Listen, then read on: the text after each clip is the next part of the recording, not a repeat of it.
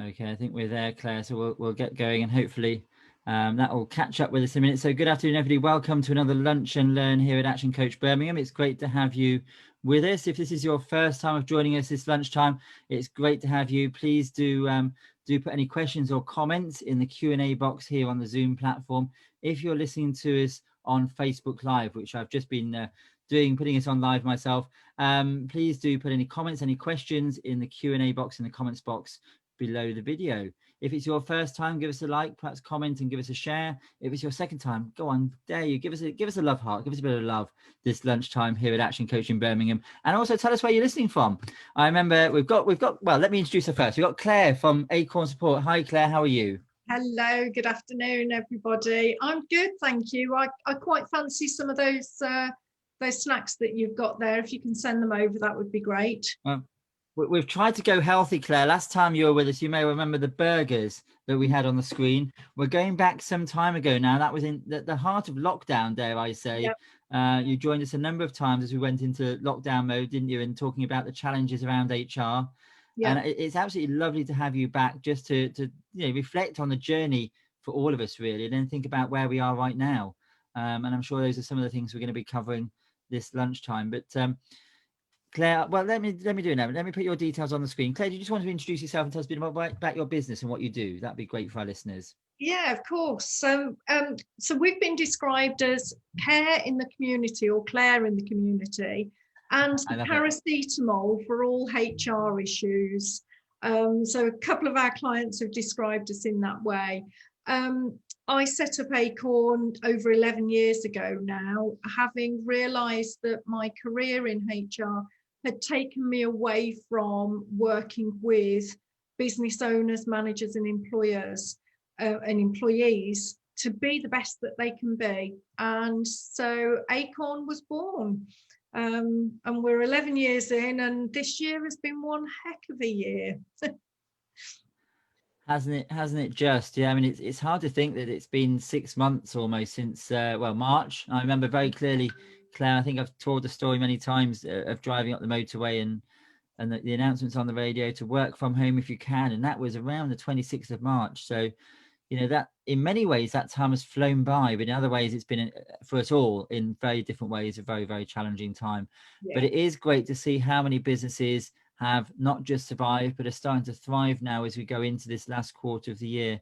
But it's we'd be fooling ourselves if we didn't say there were further challenges ahead. And I think we just need to make sure we anticipate and plan for those as we go forwards. Probably fair to say, Claire, what do you think? Oh, absolutely. I mean, we responded very well, I think, as business owners to what was going on, and as a nation. But there's a lot of things that we've learned from it, and we have the opportunity to ensure that we're thinking wisely about how we manage businesses going forwards, because I have the view we're going to have another lockdown, so we can put those contingencies in place now to ensure that we know what we're doing. And that is from an employee side as well as from the employer side. But yeah, there's lots of things that are going on. And as you rightly say, a whole number of our clients and people that we're working with are going fantastically well and using this to sort of almost springboard them into another stage of their business. Absolutely, and we here at Action Coach have been working with a whole variety of businesses, everything from the the solopreneurs who are just coming up to their first year in business to those who've been in business 20, 30 years and of different sizes. And that's what we do at Action Coach. We're here to work alongside business owners. It can be a very lonely place to give them the support, the advice and the guidance. And I know, Claire, you've had experience yourself of working with Action Coach. But the one thing that I often put on the screen, and I haven't for a while, Claire, but I know we did share this when we last did a webinar, is this journey of change. And people are always in a very different place at a very different time. And, as we go into what potentially, as you've just indicated, could be further restrictions, it could be a full-on lockdown, we're not quite sure. But there will be some people at that little red star at the beginning of this journey yet again. We've gone through it, and now we're almost becoming full circle. And I think the one thing I always point out on this chart, on this diagram, and actually, incidentally, I pinched it from what I do is life coaching outside of Action Coach and brought it in because it's so useful, irrespective of whether it's your business, whether it's in your personal life. We all go on this same journey in terms of change, transition. The important thing right now is not to be that complacent person lying down, but to use the experience of the last 6 months to plan and anticipate and anticipate that change that's coming up. And that's, Claire, why I thought it was great, absolutely fantastic having you with us today, because we can think about what we've done in the business. We can look at the learnings of that, particularly around HR, and how we can put the best systems in place, how we can anticipate and plan for change going forwards. Yeah, absolutely. I mean, I love this diagram, particularly the one who's complacency and the denial. And like you say, this is here for all of us in every step of life. And once we know the way that these things work, we can identify where we are currently feeling and plan where we want to be, rather than kind of just being dragged along this cycle and ending up into guilt, depression, or hostility, where actually we can be going, great, I can make the most out of this. Yeah. I do love this diagram. You've just picked up on the one word I was going to talk on, mention, Claire, which is these people here. And Claire, from our previous conversations, I'm a big Blackadder fan, and Blackadder always seems to have the limelight in every single episode, but the person I always love the most is Baldrick, because no matter how stupid he may appear, he is always trying to think one step ahead and trying to put a plan together. Fear not, sir, for I have a cunning plan. And we need to be thinking those very words right now. We need to be thinking, what is our cunning plan to take us forward? And I'm a big networker, and I've been to various networking groups this week. And we were talking about what if we can make the very best of the last quarter of this year? What if we could generate that extra business that's going to see us through the year and into 2021? Think about what we can put in place now and how we can plan going forwards for 2021. So let's not try and focus on the doom and gloom, but think, what can we use from the learning experience? What plan can we put together to drive our business forwards? And I guess that, I'm not guessing, I'm suggesting that would start with making sure we look after the people we work with, including ourselves, Claire. Absolutely. And it does have to start with ourselves. Really, it does. I was actually on the radio on Friday, on Black Country Radio, and talking with Steve Parker on there about the mental health issues that we all have. We're all on a health continuum, and we're all on a mental health continuum. And sometimes It can be good, sometimes it can be a bit rocky, and then it can be really not very good at all. But we need to understand where we are for ourselves, and then our friends and colleagues and family around us, to know what we're doing and how these things may affect us. We didn't know how COVID and lockdown and the working from home may have affected us all, because we hadn't got experience of it.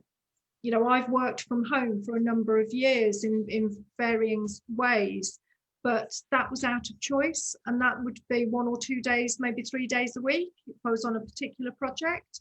But when it's enforced and it's for 6 months, then that brings in a whole different way of working and a whole different mindset. But you're right, we need to reflect on the way in which individually we may have changed, and the way we may have coped or found difficulties with some of the areas that we've had during the last 6 months, so that we can put things in place to enable us to be successful as we go forward again. Absolutely, yes. And it takes you back to this image here, doesn't it? It's, and when I say everyone in our business is in a different place, when I say our business or our team, it's wider than just the physical people in the building, isn't it? It's our suppliers, our customers, our family, our friends. We're all having on a different emotional, mental health roller coaster. Don't get me wrong, I'm sure there are many positives for some of us in terms of what's happened over the last 6 months. Just families coming together. I've heard some lovely stories about families being together, dads spending more time with their children in particular, and parents spending more time with their children, people being sort of maybe pushed into thinking about how they can deliver their business differently, and have grabbed new opportunities. So there has been some positives, but equally there's been some real challenges.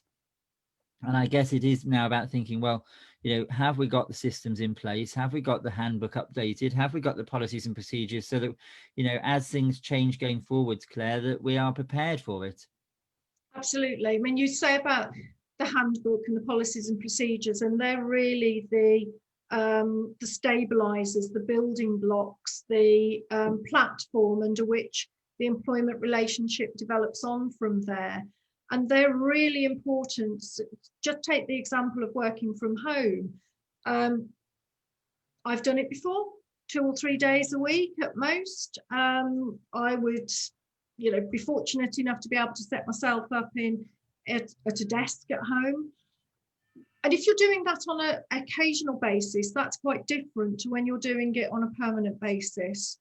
And there still needs to be the areas of responsibility for the employee and the employer. So risk assessments, have we done them? Has somebody got a suitable workstation that they're at? Or are they sitting at the dining table in a static chair and not being able to move? And there can be implications of that. And what we need to ensure is that we address those and understand how they may impact on each individual in their way, whilst protecting the individual and protecting the business as well. And that's just an example of one of the areas we need to focus on. I've got a question from Simon, Claire, and it may be something you need to take offline, but you might want to touch on it. And Simon's asking, what are our obligations if we have team members working from home? Where do we draw the line? It could be quite a long answer to that, but whether you want to touch on it. Well, yes, the obligations still continue because you are requiring an employee to work at a different location, and the risk assessment still needs to be carried out. We have a risk assessment that ensures that there is a balance between employee and employer obligations. So the employer can set out the way in which a workstation should be positioned and set up, and screens and trip hazards with cables and things. But it also ensures that the employee takes their responsibility to be aware of the risks and to mitigate them. So if you've got your table in a particular place where you've got a couple of cables running across the room and you put them there knowing they're a hazard, then you can't, it's much harder to transfer that liability back to the employer because we've educated you in the risks that are there. But risk assessment's still required, workstation assessments are still required, some notification to insurance companies, household insurance would be required, potentially mortgage, because you are utilising the home in a different way. Most of them are fine as long as they know about it, and particularly they've made allowances for the lockdown situation, but the obligations still continue, and the obligation to ensure that people are working well in the right set of guidelines is really important. And what I'm hearing there, Claire, is there seems to be a mix of obligations on the employer and the employee. So obviously it's the employee's responsibility to make sure they do a reasonable risk assessment at home of their working environment, to notify their insurers and their mortgage company. The employer can't do that, but equally the employer has their obligations to give the right training, the right advice, to provide the right equipment as and when necessary. Is that a fair summary of what you're saying for Simon? Absolutely. And to maintain those regular checks and regular updates. That's still a requirement that's there in the same way as you would in the workplace. I think you've touched on another really important point there is about consistent communication, and something we talk about an awful lot about at ActionCOACH is when you're working remotely, is that consistent communication. And again, I talk about teams in the wider sense, your customers, your clients, but your employees in particular. We're talking about HR today, aren't we, Claire? Your employees, to make sure you have those formal and informal forms of communication on a regular basis. Do you have any thoughts and suggestions on the best practice in that area, Claire? It really very much depends, and you need to think about the way in which each of your employees respond differently. Some people find the use of this technology very difficult. If it's a requirement within the job that you have to have that face-to-face, and using technology in this way is a requirement, we need to talk to people about what their concerns are and educate and train them in how to use it. So there will be times when there is the face-to-face meeting like we've got now. I mean, we're miles apart, but this is the best we can be doing at the moment. There are other times when it's just simply a phone call, and checking in to see how somebody is doing, recognizing, sounds like the dog's having a bit of a mare at the moment, shall I call back later?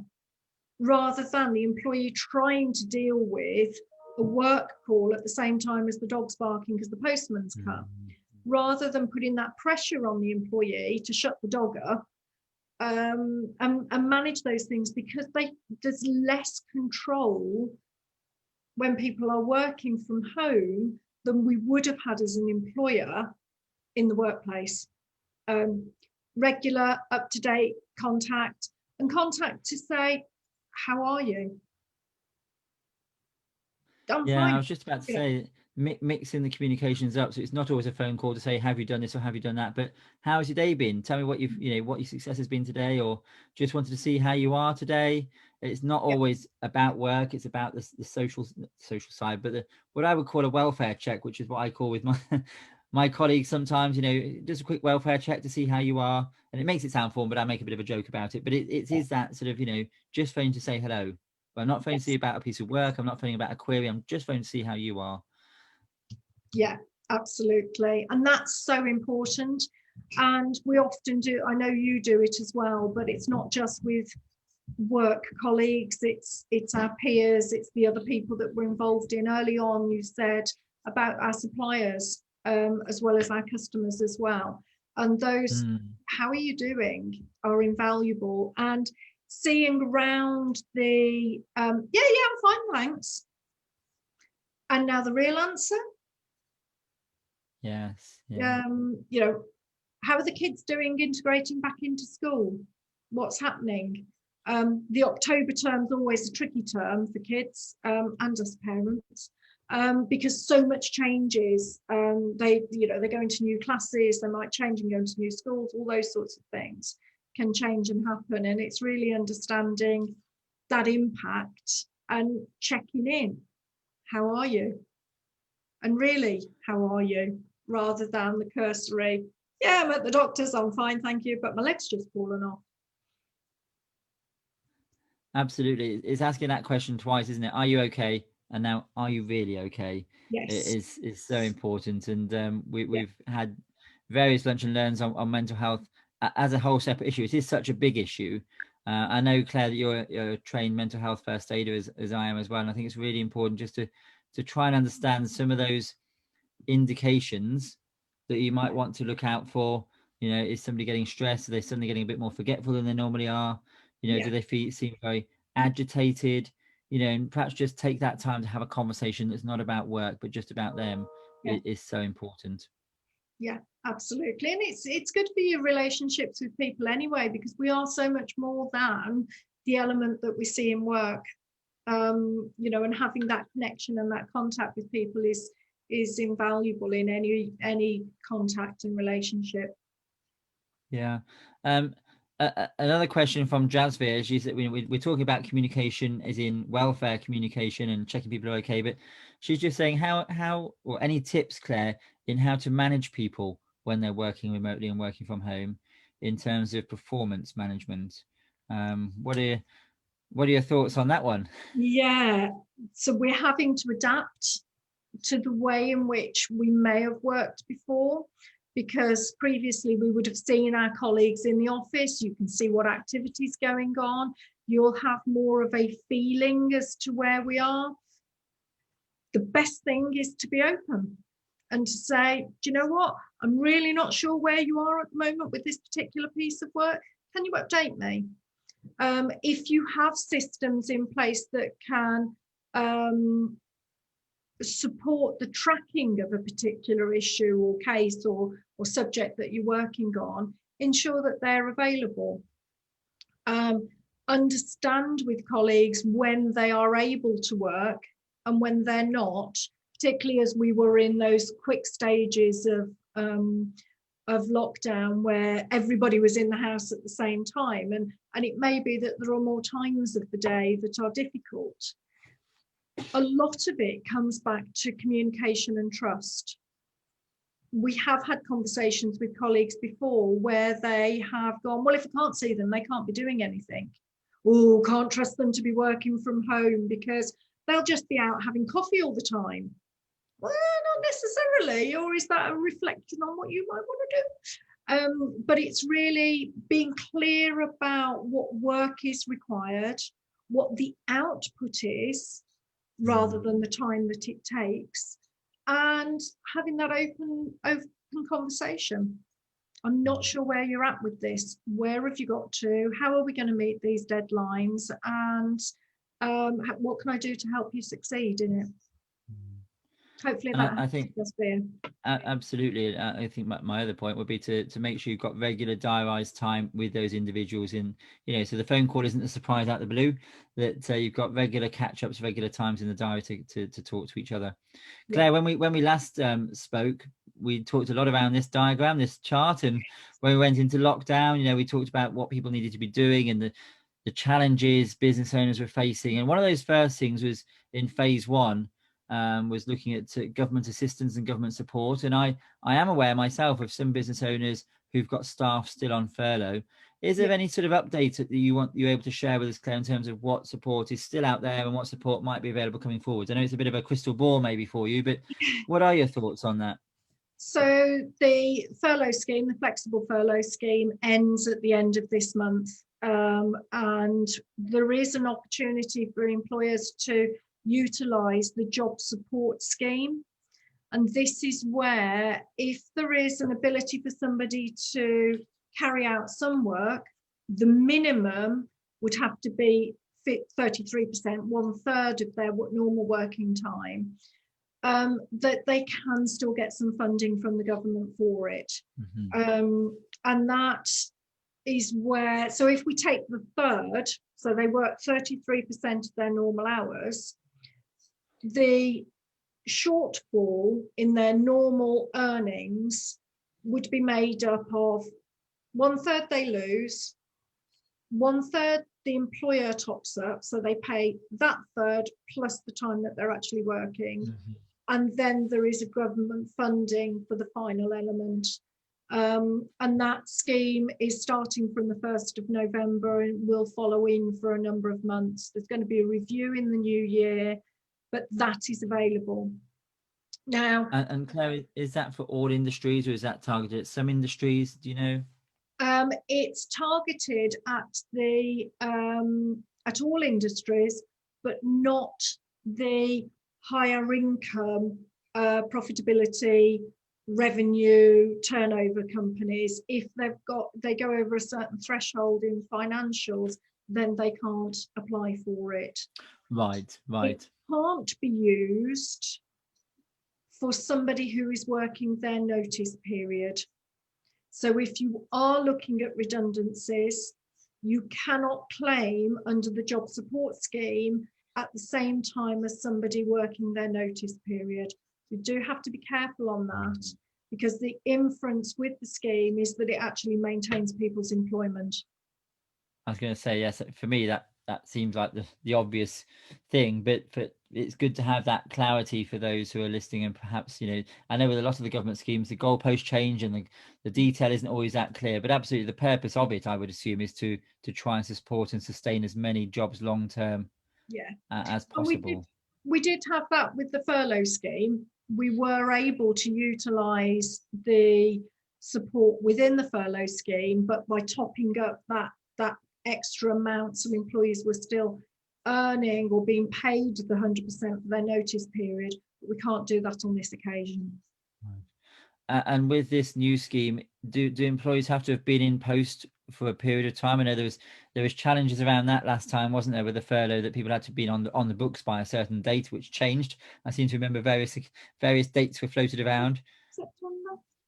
I'm pretty sure, I'm just checking with my colleague, I'm pretty sure it's the 25th of September. They need to have been on payroll and had an RTI submission, to enable the employer to claim for that individual. So yes, there are some rules around it. Pretty sure it's the 25th. But dates and criteria is changing all the time, isn't it? So I don't want to put you on the spot, but if you're listening today and you have a specific query, Claire's number is flashing up behind her there. Give her a call, and she'll be able to make sure she's got the very, very latest guidance from the government and have that conversation with you. Absolutely. Yeah, I can always here to help. And is there any other support that's available from the government? Is that the only really the main thrust of support right now, Claire? From an employee perspective, yes. I mean, they are still pushing forward with a lot of the programs for training and apprentices, because we want to still see that businesses can continue. You know, we've been through some of the bounce back loans and the C-bills that are available, but from the employment side, that is the sort of element of what we've got. For those employees who are unfortunate and whose roles are made redundant, then there are different benefits that are being put through by the government. And the information that we're receiving is that they are working exceptionally hard to ensure that the checks and balances that need to go in place are done very quickly, so that people are receiving the benefits that they're entitled to quite quickly. And a question again from Jenny. She's just saying, if people are using the scheme going forwards, as per furlough, can they still do training? Is that something you have an answer to yet, Claire? Is it one of these things we're still waiting to find out?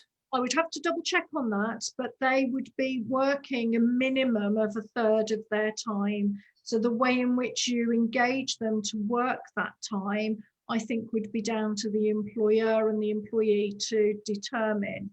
The aim would be that it would be for deliverable, chargeable activity that they would normally have. The furlough was to ensure that people maintained their skills. But if you've got somebody who's going to be working and you're maintaining their employment and you can give them some training, make the most of it. I'd crack on with it. Absolutely. I think, Jenny, just to add to that, you know, we talked a lot, as you can see on the screen, as we went into lockdown last time. Phase 2 was all about training. It was about thinking, you know, everything from yourselves as a business owner or as a senior manager in your organization, and also your employees, thinking about how you can make the most of that opportunity. And dare I say, there may well be opportunities where people, you know, aren't working the full hours, and think about, you know, as a business owner, what skills do you need in the business? What skills do your staff have? Where are the gaps? Where are the overlaps? And think about the changes in your business over the last 6 months or a year to date, and how might your business need to change again, or what things do you still need to change in your business to, as I said at the beginning of this webinar, to grab the best of the opportunities for the remainder of this year and going into next year. So training is so important. And also, I guess, Claire, team alignment and making sure that the team are on that same page and have a clear understanding of the direction of travel for the business. Absolutely. We have had some scenarios in the last few months where somebody has been going down one particular track and it's not what the business needed. Part of that came back to what information were they given, because information isn't picked up by osmosis. So we do need to make sure that we are directing people in what is needed for the change and the way in which the business has navigated what's going on. So always back to that communication piece and where those expectations are and what the organisation is needed, and also what the employee needs in order to deliver those things. It's always dangerous when we make the assumptions, because it can make an ass of you and me. Absolutely. I've heard that phrase many a time in my career, in the danger of doing such a thing. Just a thought, going back to, we touched on the furlough scheme earlier on, Claire, and as I say, there are one or two people who may still have employees on furlough, and as we know, it's coming to an end, that scheme. So what are your suggestions and top tips if you have got staff? They're going to be, goodness me, they're going to be off for over 6 months, haven't they, if they're coming back at the end of this month? So what would an employee need to do? What would be your recommended steps if you have got people in that position? Planning now, communication now, letting those individuals know what's likely to be occurring. If there is an option where they can come back either full-time or through the job support scheme, start talking to the employees now so they know what's going on. Anxiety can be really high for people when they've been out of the business for some time. If it's looking like there won't be the work for people to do, or where there is the scenario where they're working the third and that extra top up, the business can't financially support that, then you may well be into the redundancy situations. The sooner you face that, the better. Having that information out there and communicating is key.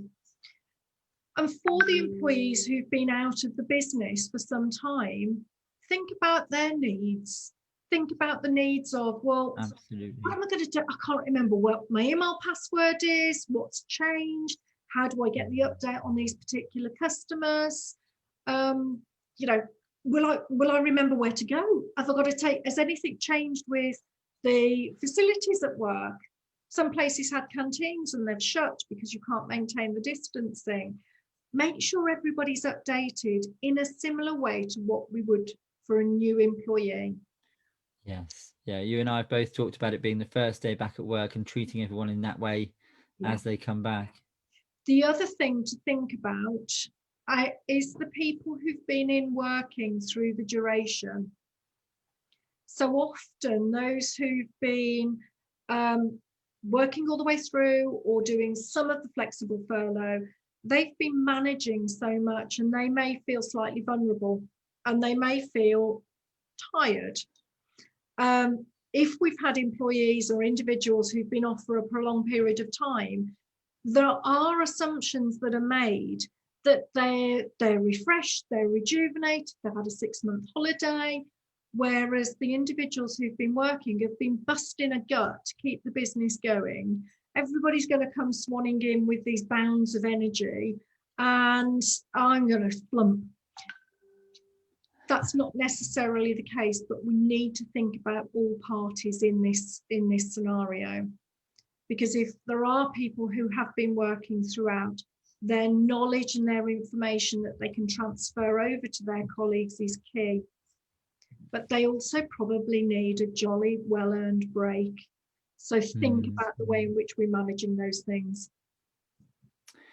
Yeah, and I just thinking, reflecting on somebody who is coming back to work after 6 months, it's not just coming back to work, they're coming back to the workplace. And we touched on mental health earlier on, Claire. You know, the change of having been at home for 6 months or been, you know, not been in the office anywhere, the workplace, to suddenly coming back to routine, to coming back to, you know, an unfamiliar workplace maybe, and an unfamiliar way of doing things is going to be a challenge. So in terms of productivity, I'm thinking, you know, bear with people, give them some space, but obviously set clear expectations about how that needs to improve or change in a short space of time.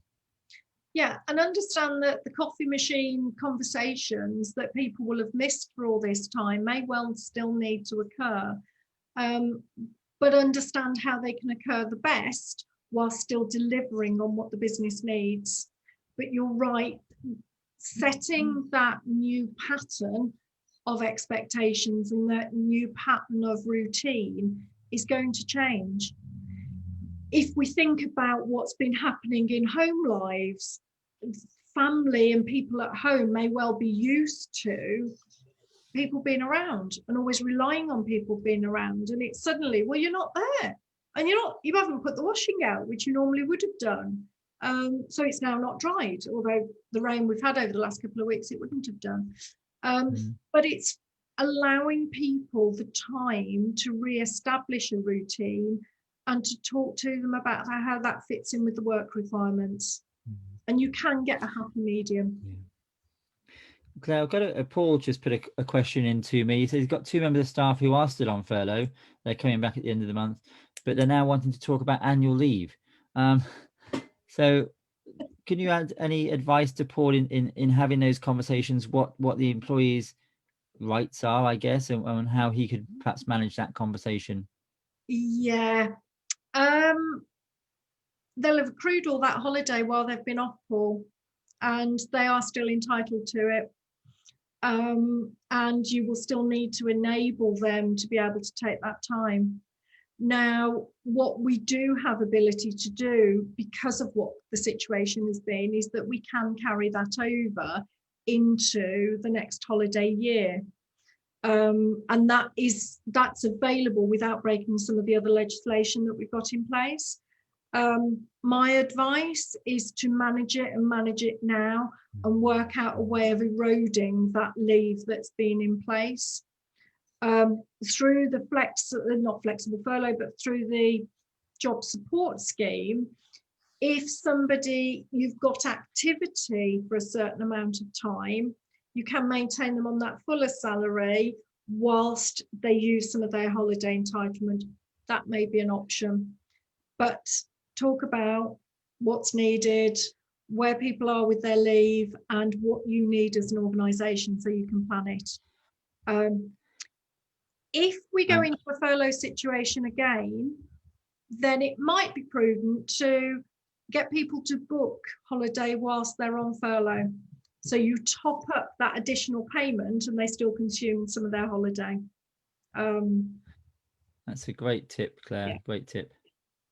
And I guess the other, I keep using that phrase, I guess. My suggestion would also, Paul, perhaps be to plan that conversation, because it's annual leave and furlough is quite, I've seen it and I've witnessed it, quite an emotive, people have very strong views on either way on it. So my suggestion would be to try and separate your personal views and what the law says and the HR guidance, and perhaps plan your conversation and know what what you need to be offering and how that conversation you want it to go, so that when you have it, Paul, you've thought about it and got those key bullet points down. So it's not scripted, but just the key bullet points you need to get across. Absolutely. As I guess, Claire, you would say with any HR based conversation, is that fair? Yep. Plan for it. And plan for, well, I need to think about that. What's your proposal? Because employee, you know that you've got X number of weeks, but you also are aware of what the constraints are for the business. So you give me your ideas and then I've got something to work with. So where do we get from here? So and Claire, we touched on at the beginning of the webinar about, you in your own view talked about a new lockdown, a second lockdown. We know whatever happens, whether it's full lockdown, whether it's restrictions, that there's something coming around the corner. In terms from an HR perspective, whether you've got one member of staff, whether you've got 20, 30 members of staff, what, Claire, would be your top tips, I guess, for making sure that your business from an HR perspective is in the best possible place for the next few months going into? I'd hide. I'd go ostrich on it. No, I'm not supposed to say that, am I? Claire, you pointed out earlier on that you like that denial person. I didn't realize you were that denial person. That's what we want to do. We want to go, it's not going to happen. If I don't look, it won't happen. It's so true. We naturally, that's our natural instinct, isn't it? Is to bury our heads in the sand and think it'll go away. Yeah. But what we can do is think about the way in which we enabled the development of the business when we first went into lockdown and plan for it to go forwards. Identify which of the roles can be carried out from home, both from a physical capacity plus a mental capacity plus the actual input of the work that's needed. To have the discussions with employees as to who may be able to work from home and who can't. The reality is that some people, they are safer at work than they are at home because their home environment isn't conducive to them being there all the time. Plan it, talk about it. If you're going to use the job support scheme, and or if you're going to be having people work from home, put it in writing what the expectations are. You certainly need to put in writing the job support scheme. And if we are doing any more working from home, plan the risk assessments that need to be in place. And lay it back to your teams. You know what your job is. You know what we need to do. How are you proposing we achieve all this? And just picking up on that last point, Claire, putting it back on the teams. we may well be in an organization where we might have a member of staff that goes off very suddenly, not through lockdown, but through COVID symptoms. We've all, I'm sure, know of people now at this stage, 6 months on, who have suffered from COVID. We know what the impact and that can be. It can be everything from, you know, very light symptoms to somebody being bedridden for weeks. Yes. So it's about planning and knowing what your individuals in your business do, you know, knowing what your employees do and documenting it. Yeah, and that goes back to the question that Jasveer asked earlier, which was in terms of the performance management.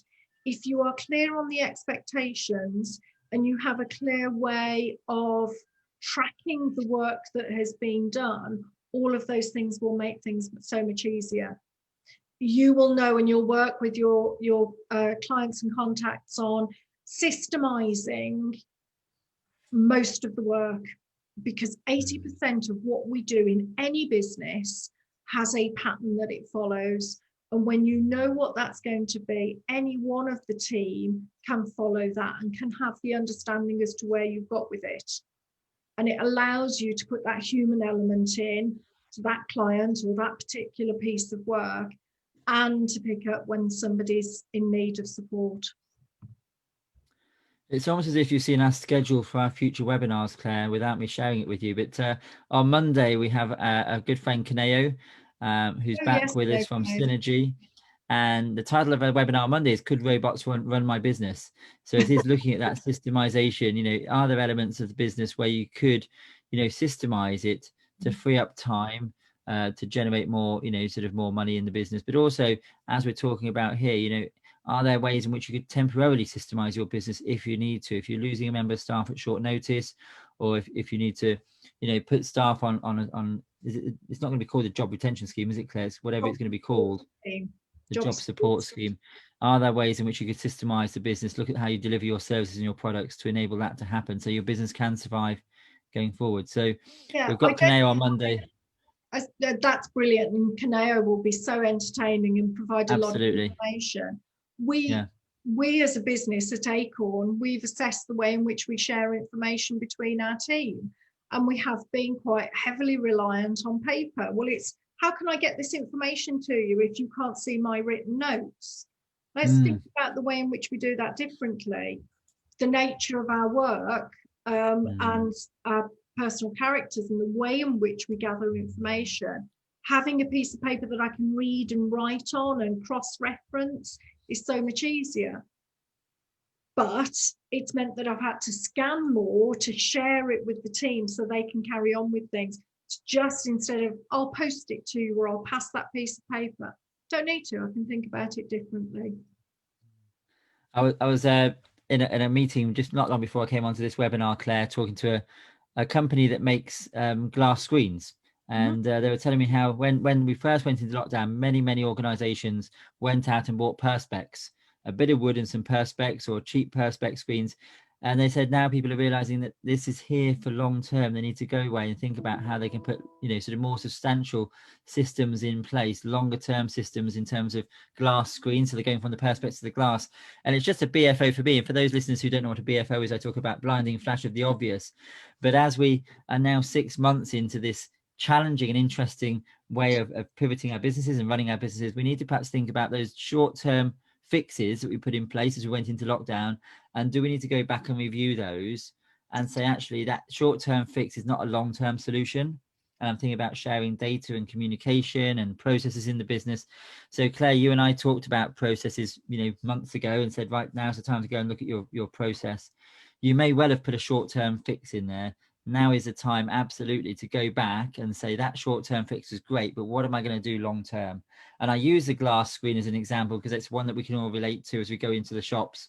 Some of, you know, I go into Costa and they've got the lovely permanent glass with a metal surround that looks like it's been there for years. You go into other shops and they've got a bit of flimsy plastic between the tables in the restaurant. So, you know, now is the time, if ever there was one, to go back and say, right, you know, this is here for long term. What am I going to do in terms of my HR policies and procedures, the systems in my business to think long term? It's all about bears. So I heard bears. A colleague on, Claire, enlighten me. Meeting, you'll like this one. In Canada, when it snows, the snow lands on the telephone wires and can disrupt the Yes. signal and pull the wires down. So in the telecommunications company, they have the view of no idea is a silly idea, but every idea is a valued one. So they were having one of these meetings, and what do we do about getting the snow off the wires? So they said, well, we just need to shake it off. That's a silly idea. Have you seen how tall the poles are and how thick they are? What are we going to get to shake the telegraph poles to get the snow off the wires? Well, we'll get a bear to do it.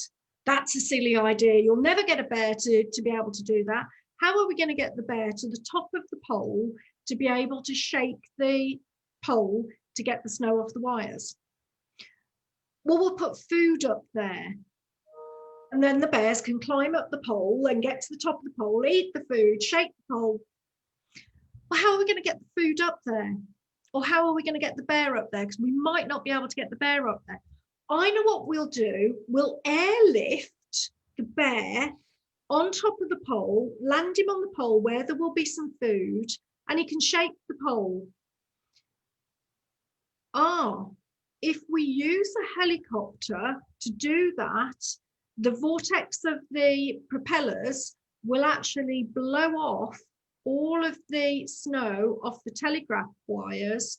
So we don't actually need the bear, but the bear started the great idea of how to keep the snow off the wires. And they still use helicopters who fly down the lengths of the telecom wires to keep the snow off them so they don't disrupt the signals. Sometimes Brilliant. in times like this, we have to think about bears when we are reassessing the way in which we do things.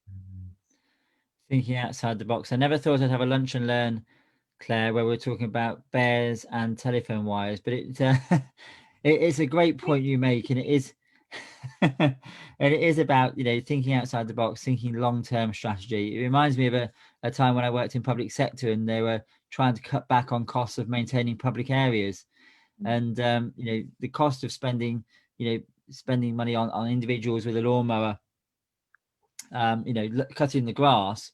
And somebody came up with this great idea. Well, why don't we spray it once a year with this suppressant to stop the grass growing? How are we going to spray it? And you know, the conversation evolved. You can imagine the sort of solutions that came up, but it's all about thinking of different ideas to find the same solution and find the best outcome that you can in your business. So I think, you know, great point to make. You know, think about the bears, think about what are the long-term solutions specifically around HR. That's what we're here talking about today, that are going to, you know, make sure you can continue to operate your business in the best possible way. Claire, I'm conscious we've got about 5 or 6 minutes left before we need to wrap up. For those who've been listening today, whether you're on Facebook or on Zoom, it's been great having you with us. Claire, just so that people make sure they go away with 3 actions or 3 things, as we like to say in Action Coach, what have your top 3 learnings been? But Claire, what are your top 3 tips that we can share with people this lunchtime? They can go away and either put into practice or think about and consider this week. It's now Thursday, before the end of the week, and get some plans in place. Thank you. That's great. Review what we had to do in each of the businesses to cope with lockdown. What went well, what didn't. Plan for us having a lockdown. What is the contingency that we are going to put in place? And almost do a worst case scenario. Because if you know what that is, anything else less than that worst case scenario is going to be easier. And my most important one is to share the experience, to talk to colleagues, to talk to peers.